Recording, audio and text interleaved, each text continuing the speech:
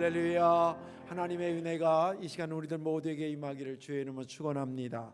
말씀의 제목 한번 따라 하실까요? 하나님 같으신 분이 없습니다.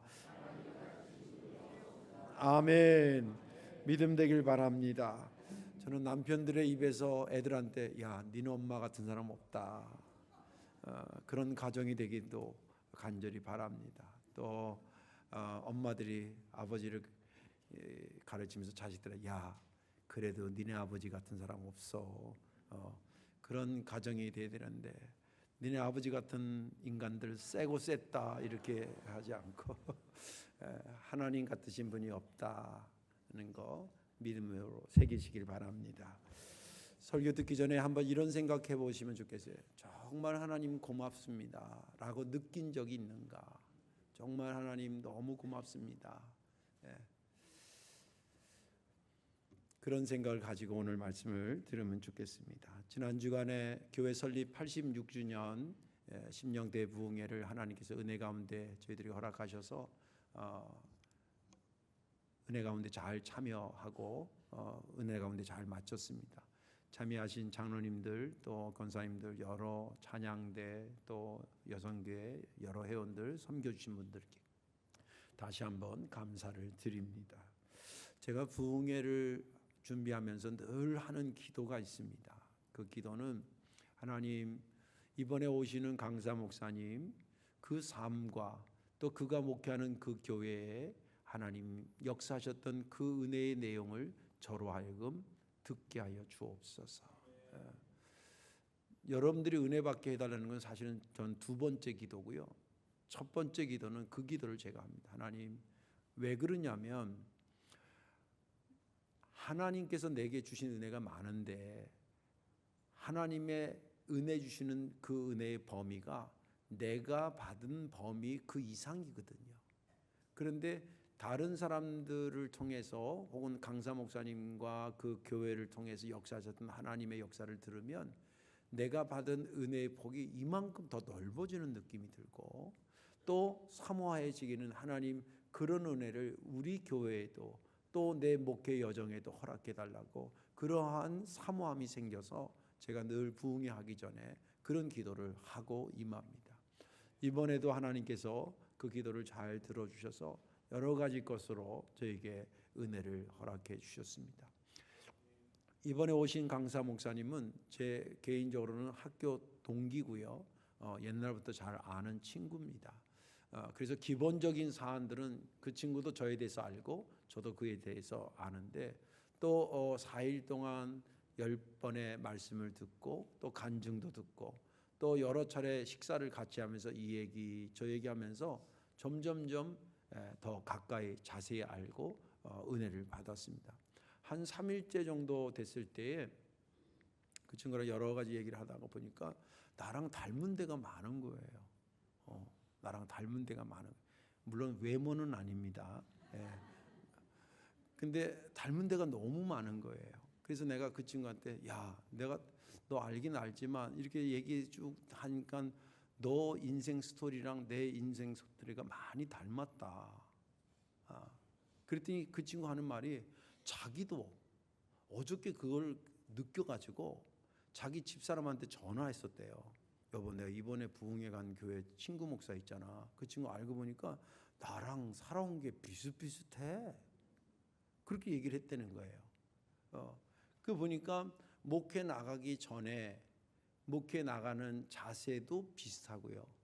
또 어렵게 바닥에서부터 시작한 목회 상황이 너무 똑같은 거예요. 그 친구는 개척교회에서 지하 10평도 제대로 안 된 데서 시작했다 그러고, 저는 강원도 산골에서 시작한 거. 장소만 다르지 상황은 비슷한 거예요.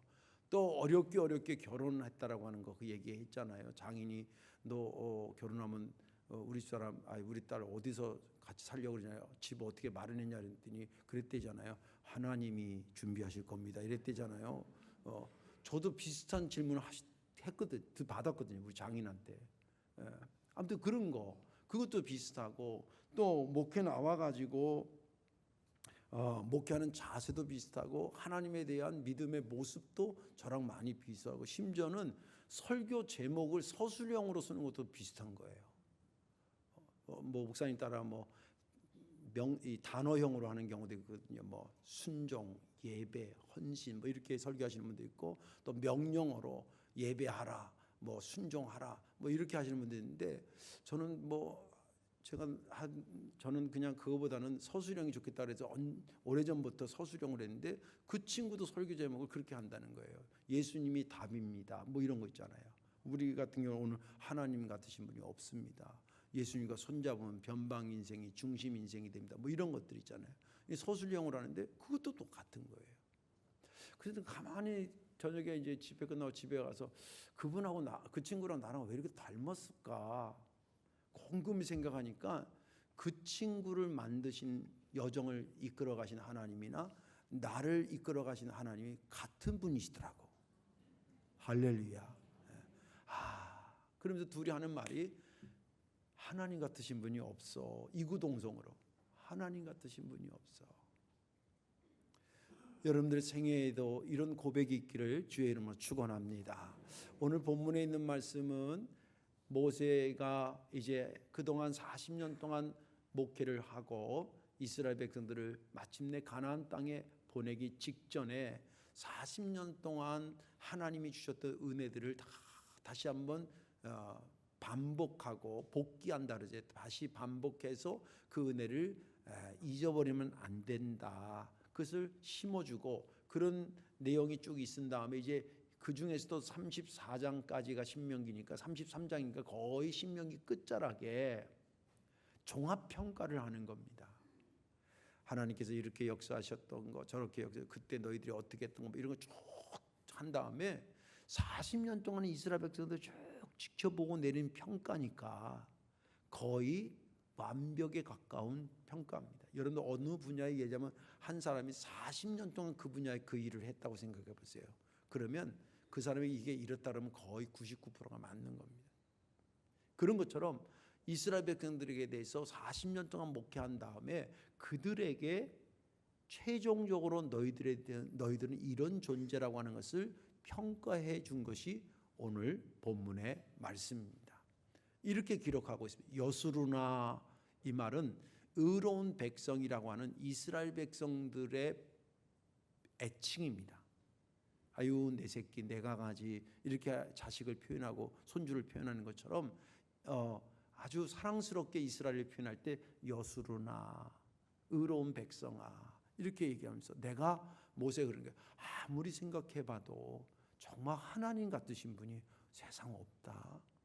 그분이 널 도우시려고 하늘의 구름을 타고 그 위엄을 가지고 너희들을 도와주셨어. 그리고 너희들의 피난처가 되어주시고, 너희들의 모든 대적들을 물리치고, 그리고 너희들을 하여금 마침내 안전한 곳에 이르러서 곡식과 새 포도주를 먹게 하고, 그리고 너희로 하여금 대드는 모든 대적들을 잠잠케 하실 분이 그분이셔. 이스라엘아, 너같이 행복한 사람이 어디 있니? 내가 아무리 생각해봐도 너희들은 행복한 사람이야. 너같이 하나님의 구원의 은혜를 받은 민족이 어디 있냐? 그분은 너의 방패가 되시고 영광의 칼이 되셔서 너희들의 모든 것을 정리하시고 너희들에게 마침내 그곳에서 그 축복의 삶을 살게 하실 이니 너희는 참 행복한 사람이로다. 그게 오늘 본문의 말씀이에요. 저는 이 본문을 읽으면서 29절 말씀이 은혜가 됐습니다. 이스라엘이여, 너는 행복한 사람이로다. 여호와의 구원을 너같이 얻은 백성이 누구냐? 그는 너를 돕는 방패시요 내 영광의 칼이시로다. 내 대적이 내게 복종하리니 내가 그들의 높은 것을 밟으리로다. 이 말씀이 은혜된 것은 뭐냐면, 결국 이스라엘을 행복한 사람으로 만들어주신 분이 역시 하나님이라는 거예요. 오늘 말씀을 듣다가 나에 대한 내 정체성이 나는 행복한 사람이다 라는 믿음의 확신이 있기를 바라고, 그렇게 행복한 사람인 나를 만들어주신 하나님, 그분 참 세상 그런 분이 없다라고 하는 것을 여러분들 주변 사람에게 증거하는 복된 자들이 다 되시기를 주님의 이름으로 축원합니다. 그러면 왜 하나님 같으신 분이 없을까? 그것은 우리에게 온통 마음을 쏟아 부으시기 때문입니다. 우리에게 온통 마음을 쏟아 부으시니까 세상 하나님 같으신 분이 없다는 겁니다. 어머니의 마음을 열어서 보면 거기에 뭐가 들어 있을까요? 뭐가 가득할까요? 하나님의 마음을 열어서 보면 거기에 뭐가 가득할까요? 저는 하나님의 백성에 대한, 그분에 대한, 자식에 대한 것이 가득하리라 믿습니다. 오늘 29절을 다시 한번 읽을게요. 이스라엘이여 너는 행복한 사람이로다. 여호와의 구원을 너같이 얻은 백성이 누구냐?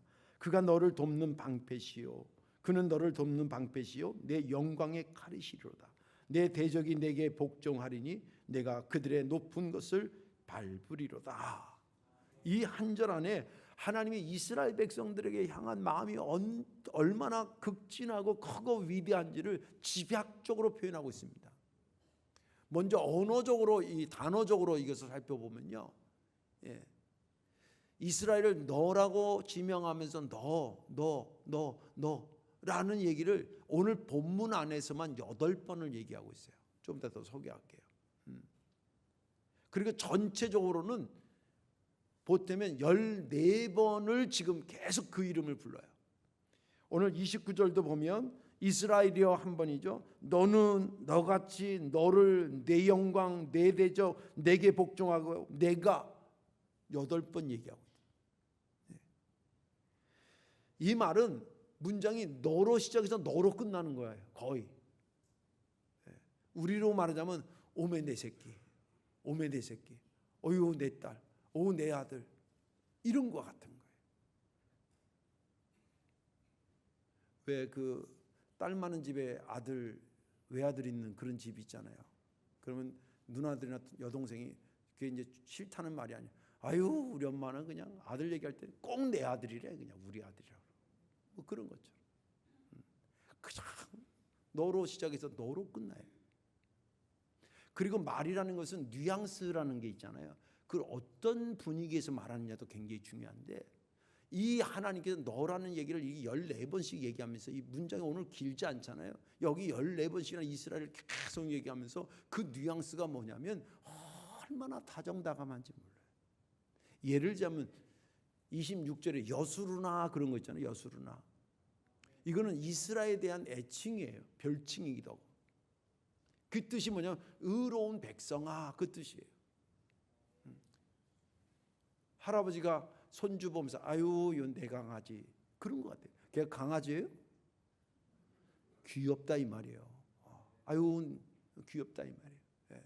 그런 것처럼 이스라엘 보면서 예수르나 그럴 때 참 의로운 백성, 아유 사랑스럽다 이 뜻이거든요. 근데 이스라엘 백성들이 40년 동안 한 짓을 보면 의로운 백성이라고 하기에는 조금 고개가 갸우뚱해지는 부분이 많아요. 여러분들 잘 알다시피 지금 이 출애굽기, 레위기, 민수기, 신명기가 이스라엘 백성들 40년 동안의 생활을 지금 잘 담고 있는데, 거기 보면 이스라엘이 하나님이라고 만들어 놓은 것이 금송아지 가지고 우상 숭배한 거 나와요. 여러분 아시죠? 정말 그러면 안 되잖아요. 그리고 두 번째는 뭐냐면 만나를 줬더니 왜 만나만 주냐고 고기 안 준다고 또 불평불만하고, 목마른데 왜 물 안 주냐고 담임 목사님 모세한테 대들고, 그리고 막 힘들고 막 그러다가 이런 얘기합니다. 이게 그런 얘기 진짜 하면 안 되거든요. 아무리 막장이라도. 그 노예에서 건져냈더니 광야에 와서 힘들다 뭐라면 아이 애굽에 다시 가면 좋겠네, 이런 소리 하는 거예요. 억장이 무너지게. 그렇게 하는 이스라엘 백성들이 뭐가 의로운 백성이에요? 이것은 그들이 의로운 짓을 해서 의로운 백성이라 그러는 게 아니라 그들의 상태보단 하나님이 그들에 대한 사랑이 더 컸기 때문에 불려진 애칭이에요. 그래서 아이고 내 새끼야, 아이고 내 강아지야, 아이고 여수르나, 그렇게 말씀하셨던 겁니다. 또 여기에 또 한 가지 추가는 뭐냐면, 그러면서 그들에게 말씀하신, 보여주신, 은혜 주신 그 내용을 보면 이게 어마어마한 것들을 주셨습니다. 29절에도 하나님께서 너라고 8번 말하면서 너에게 준 내용들을 담고 있는데 이런 내용들입니다. 너는 행복한 사람이로다. 두 번째는 하나님의 구원을 너같이 얻은 백성이 없다. 세 번째는 하나님은 너를 지키시는 방패시다. 네 번째는 하나님은 너의 영광의 칼이시다. 다섯 번째는 너의 대적을 하나님 이기게 하시는 분이다. 이 다섯 개에서 오늘 본문 전체에 보면 거기에 또 추가되는 내용이 뭐냐면 여섯 번째로 하늘 구름을 타고 너에게 임하신다. 그 다음에 너의 피난처가 되신다. 너의 대적을 물리치신다. 안전히 거한다. 곡식과 새 포도주를 주신다. 하늘 이슬을 내리시는 분이다. 11가지입니다. 그럼 하나님의 은혜가 이스라엘 백성들이 준 게 11가지만 줬을까? 그 11가지는 11가지라는 게 아니라 무수히 셀 수 없이 주신 것이라. 근데 11가지가 아무나 줄 수 있는 은혜가 아니라 하나님밖에 줄 수 없는 것들을 주셨다는 거예요. 예를 들면 여기 11가지 다 소개하려도 여러분들 굉장히 그 시간이 많이 갑니다. 여러분들 너는 행복한 사람이라고 이런 말 하나만 해도 이건 아무나 줄 수 있는 게 아니에요. 또 너의 구원을 너같이 하나님의 구원을 너같이 받은 백성이 어디 있냐를 할 때 그 말도 보통 대단한 말이 아니에요. 당시에 세계를 호령했던 애굽의 파라오를 꺾고 거기서 건져내고 앞에 홍해가 막아 있을 때 홍해를 갈라내시고 그 광야에서 살기 힘든 그 척박한 곳에서 살게 하시고 마침내 가나안 땅에 들어가서 요단강 건너서 가나안 땅에 정착하게 하시고 살게 하시는 하나님. 지금 살고 있는 그 땅이 이스라엘이 그 땅이에요. 너같이 하나님의 구원을 얻은 자가 누구냐 이 말 안에는 그건 아무나 줄 수 있는 은혜를 네가 받은 게 아니라 옆집 아저씨가 줄 수 있는 은혜를 받은 게 아니라는 거예요. 한 나라의 왕이 줄 수 있는 은혜를 받은 게 아니라는 거예요. 전능하신 하나님만이 줄 수 있는 그 은혜를 너희가 받은 존재라는 거예요. 그러니까 마치 부모가 자식한테 주는 게 뭐가 아깝겠어요. 그런 식으로 하나님이 그들에게 엄청난 것을 쏟아붓습니다. 예, 엄청난 것을 쏟아붓습니다. 여기에 시간 개념을 하면 그 은혜를 과거에도 주시고 오늘도 주시고 내일도 주시는 거예요. 영원히 주시는 하나님이에요. 그거 생각하면 크고 놀랍고 놀라운 거예요. 누가? 하나님이. 누구에게 주신 게? 그들에게 주신 것이. 그래서 하나님밖에 없다는 거예요. 하나님이 온통 우리들에게 쏟아부으신다고 얘기하는 거예요. 근데 제가 어제 설교를 준비하면서 성령께서 마음에 감동할 때 이 말씀을 추가하라 그랬어요. 어떤 감동이었냐면 보나마나 여러분들은 행복한 사람입니다. 하나님이 온통 여러분들을 위해서 모든 것을 쏟아붓습니다. 그러면 한 서너 명이 나는 근데 왜 못 느끼지? 그런 사람이 있을 거라는 거예요. 왜 나는 못 느끼지? 왜 나는 온통 하나님이 나한테 쏟아붓고 있다는 걸 못 느끼지?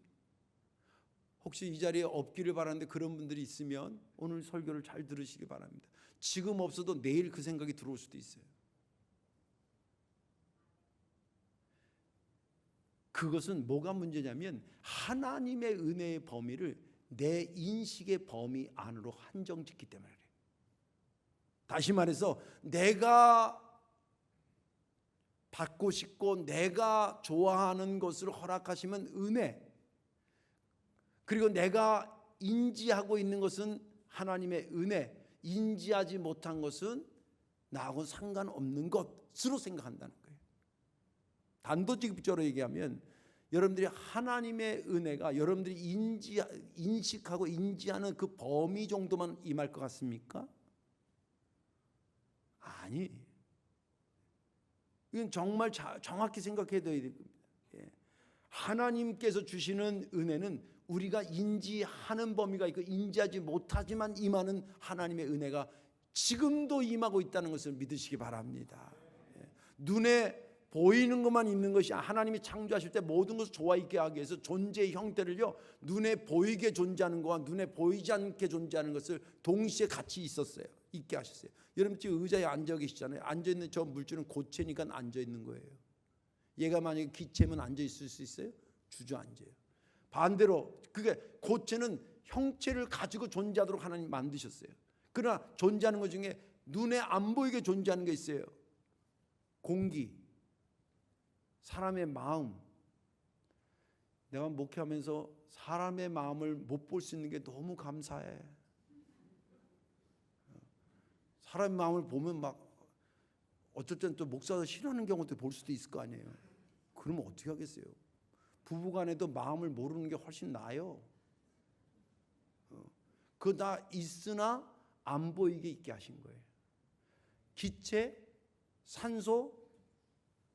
만약에 산소가 이렇게 동그랗게 생겼다 해서 형체로 생겼다 그러면 얘가 어떻게 내 코 속으로 들어가? 한번 생각해 보세요. 코 찢어지지. 그러니까 하나님께서 세상을 만드실 때 다 생각하셔서 기체로 있어야 될 것은 기체, 고체로 있어야 될 것은 고체, 보이게 있어야 될 거, 보이지 않게 있어야 될 거 다 그렇게 만들었어요. 이걸 은혜로 한번 환산해 생각해요. 우리가 인지하는 것만 하나님의 은혜라고 생각할 수가 있겠어요? 내가 인지하지 못하지만 하나님의 은혜가 이미 선제적으로 우리에게 임한 게 얼마나 많은지 몰라요. 지금도 여러분들 지구가 도는 것에 감사하는 사람 손 들어봐요. 아무도 없잖아요.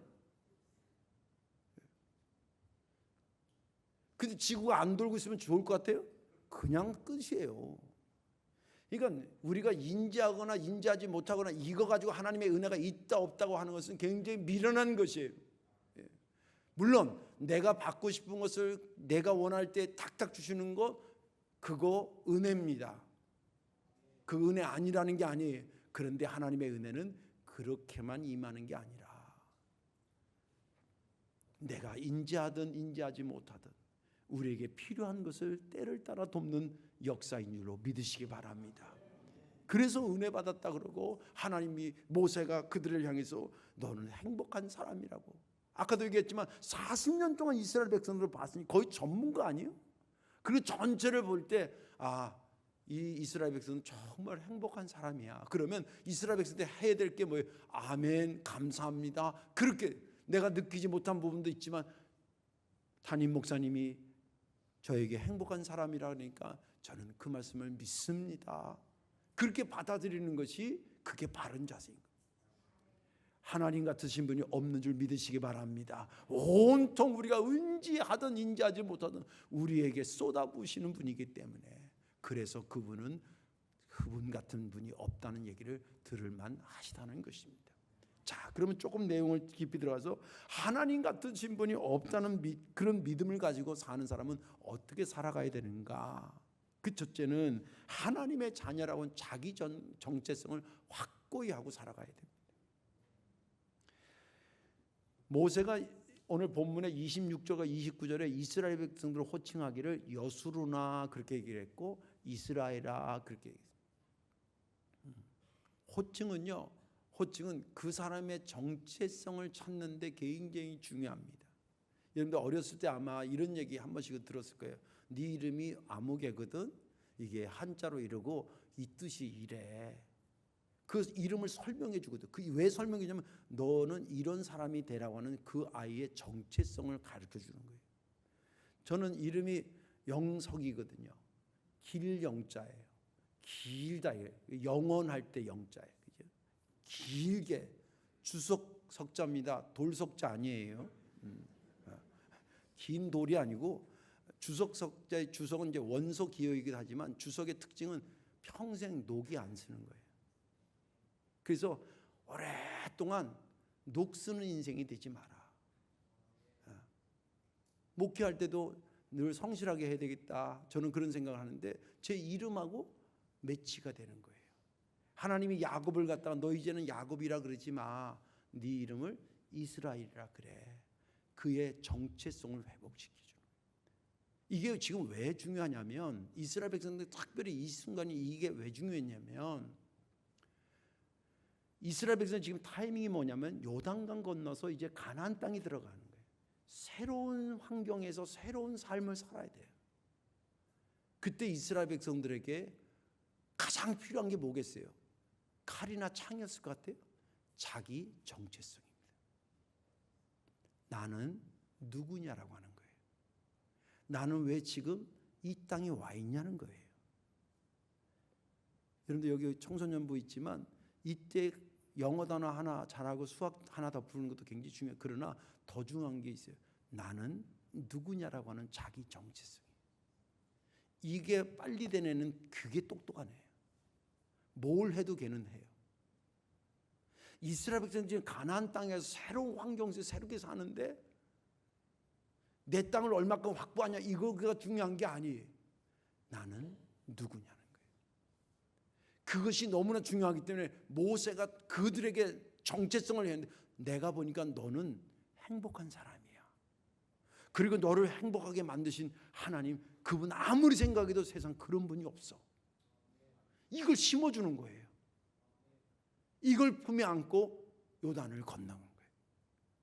그리고 가나안 땅에 정착하게 되는 거예요. 여러분들 우리의 삶으로 한번 얘기해 봅시다. 우리도 직장이 날마다 그 직장 같아도요. 오늘 2025년도 3월 9일이죠. 오늘 이 날 내가 몇 년 전에 겪어본 날이에요? 아니에요. 새로운 날을 주신 거예요. 새 역사를 쓰라고, 새로운 삶을 살으라고 내게 새 날을 주신 거예요. 그러면 이 새 날을 살아갈 때 우리가 어떻게 살아야 되느냐? 나는 행복한 사람이로다. 나를 행복하게 만드신 분은 하나님밖에 없다. 세상 하나님 같으신 분이 어디 있냐는 그 믿음 가지고 새로운 역사를 쓰고 새 날을 살으라는 거예요. 이제 내일 월요일을 맞아서 여러분 각자의 삶으로 흩어지는데 인간 아무개로 살기도 해야 되겠지만 특별히 하나님의 백성인 저와 여러분들은 나는 행복한 사람이로다. 나같이 하나님의 은혜를 받은 사람이 세상 없다. 우리 하나님 같은 분이 세상 없다. 그 믿음 가지고 나의 정체성을 가지고 내일을 살아가라 이 말이에요. 그것이 모세가 그들에게 마지막 쥐어주고 싶었던 그런 내용이었어요. 왜 난데없이 이들에게 너 행복한 사람이라고. 그건 여태까지 산 것에 대한 평가가 아니라 앞으로 살아갈 것에 대한 그런 영적인 자존감을 심어주기 위해서 그들에게 그렇게 말했던 것입니다. 그리고 하나님의 은혜로 내가 행복한 사람이 됐을 때에 내가 할 수 있는 하나님의 최고의 감사가 뭐겠어요? 그것이 뭐냐면 자기 정체성을 가지고 나의 삶을 성실하게 살아가는 것, 그것처럼 더 분명한 감사가 없다. 찬양으로 감사할 수도 있고 예물로도 감사드릴 수도 있고 예배를 통해서 감사할 수 있지만 진짜 감사는 나를 행복한 자로 만들었는데 세상 없는 하나님이 나에게 역사해 주셨는데 그거 다 잊어버리고 나가서 저는 불행한 자로 살아가는 거예요. 왜 나는 되는 하는 일마다 안 되냐고 이러고 살아가는 거예요. 내가 인지하는 범위 안에서만 생각하고 살아가는 거예요. 그런 모습을 주님이 본다 그러면 얼마나 마음이 아프겠냐 이 말이에요. 진짜 하나님밖에 없다. 그런 세상 그런 분은 없다는 믿음이 있다고 한다면 여러분들 반드시 기억하셔야 됩니다. 그 감사는 내가 행복한 자라는 믿음을 가지고, 이건 심리학적으로 말하는 게 아니에요. 가스라이팅 시키는 게 아니에요. 성경이 말하고 있고 조금만 깊이 내 인생을 들여다보면 그 말씀이 무슨 말인지 알게 될 겁니다. 그렇게 해서 주신 그 은혜를 가슴에 감고 내일을 살아가시기를 저와 여러분들 되시기를 주님의 이름으로 축원합니다. 이제 말씀을 정리하겠습니다. 로마서에 있는 말씀을 하나 읽어드릴게요. 로마서 8장 39절의 말씀입니다. 높음이나 기쁨이나 다른 어떤 피조물이라도 우리 주 그리스도 예수 안에 있는 하나님의 사랑에서 끊을 수 없으리라. 제가 이 말씀을 좋아하기도 하고 자주 보기도 합니다. 특히 내 삶이 어렵고 목회가 힘들 때에 이 말씀을 묵상합니다. 그러면 이 말씀이 저에게 주는 뿌리 내리는 말씀 뭐냐면, 야, 세상 뭐라 그래도 내가 너를 향한 이 사랑을 끊을 자가 아무도 없어. 그 말씀이 얼마나 위로가 되고 힘이 되는지 몰라요. 그 말씀 붙잡고 오늘까지 목회를 해오고 있습니다.